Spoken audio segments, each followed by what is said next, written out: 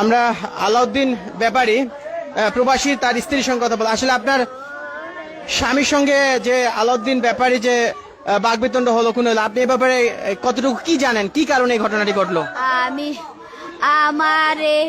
আমারে অনেক দিন দইরাই ছবি দিয়া জ্বালাই আমার জামাইরে আমি ছবি দিছি সেই ছবি ওর কাছে এমবি পড়তে নিয়েছি ওই ছবি রাখিয়া দিছে রাখিয়া সেই ছবি দিয়া আমারে আইছে কয় আমি তোর কাছে যায়া দুইটা কথা কইয়া ছবি কাটা দিম ভাই আমার কাছে আইছে মাইসে দেখে লাইছে লইয়া বিচার আপনার কি ছবি? আমার জামাইরে আর আমার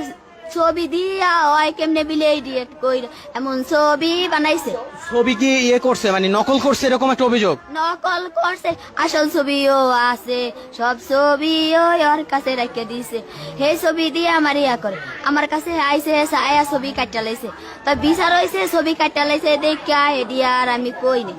ওই আমারে আর তো আমার লগে যোগাযোগ নাই ওই আমার হের মোবাইল লয়ে আমি মোবাইল চালাই না অনেক হের মোবাইল লয়ে আইছে পরে হের মোবাইলের বিতে নাম্বার আছে সেই নাম্বার দিয়ে খালি আমারে ছবি দে খালি আমারে ছবি দে